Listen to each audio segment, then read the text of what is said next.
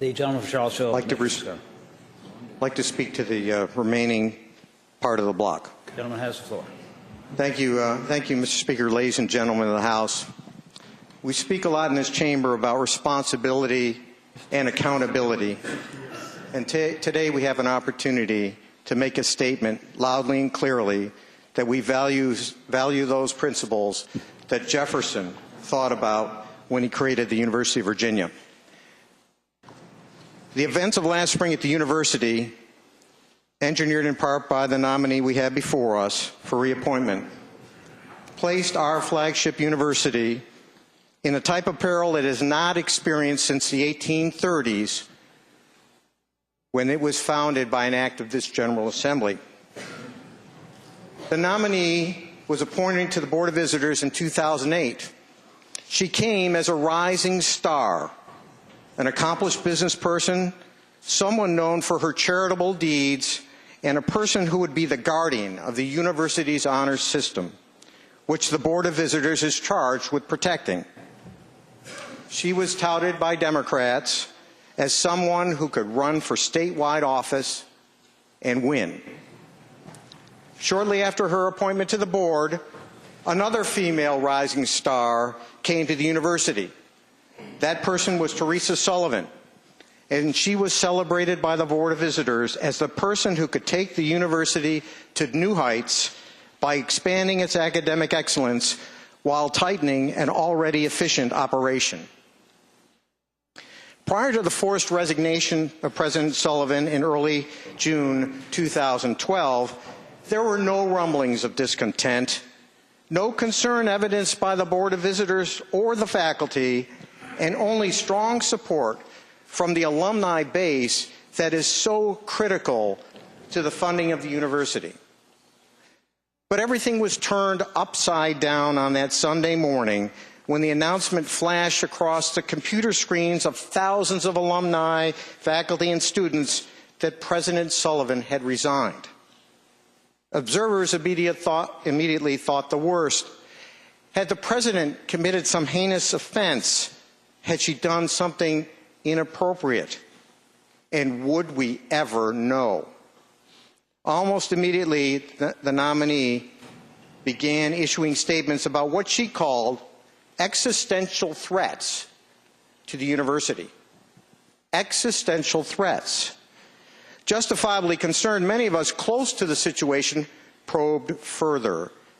What we found was that the president had done nothing wrong, and when pressed about the so-called existential threats, all the rector could summons was that the university was not sufficiently involved in the so-called online learning revolution, something we found out later was totally false, and that instead UVA had been a leader in online learning in this area for several years.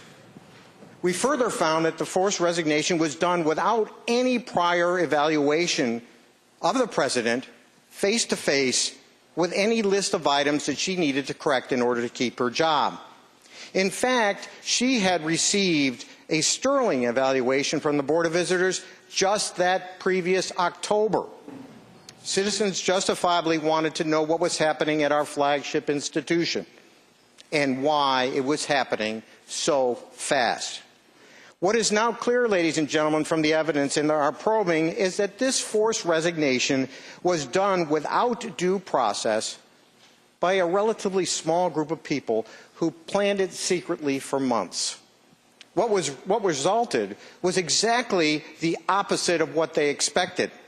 While they thought this problem would blow over, they ignited a firestorm that enraged Virginia alumni and the educational establishment throughout the country.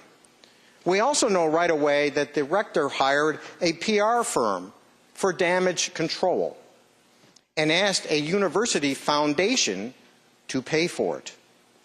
We know that she asked the student board member to enlist other students in writing statements prepared by the PR firm in favor of what the board had done, and in the process, tearing down the university. We know the cost of this PR firm was over $200,000. $200,000 that was being used to try to destroy the reputation of the university, because that was the only rationale for the firing, that something was wrong. Some argue that it was the faculty who brought Teresa Sullivan back. It was not. It was the alumni, thousands of them, who convinced the board of the injustice and the unfairness of the resignation. In the last month, the campaign to renominate and approve the nomination of this nominee has shown itself to be very effective. Quiet, lots of very important phone calls being made by important people. Many of those people we respect. But it is our vote, it is not theirs, that counts. Ironically, it remains unclear to many of us that the nominee even truly comprehends the magnitude of the actions that were taken. Just last week, there was an article in the paper, a student newspaper, where the rector chided the student council because it passed a resolution asking that she not be reappointed. The opposition, she said, is more about politics than it is about education. Well, that's not what it should be about. And the fact that there's a bipartisan group who supports the action I'm going to ask you to make today is an indication of that. There are those who would say we should defer to the wishes of the governor in appointments. Well, you know what? I agree.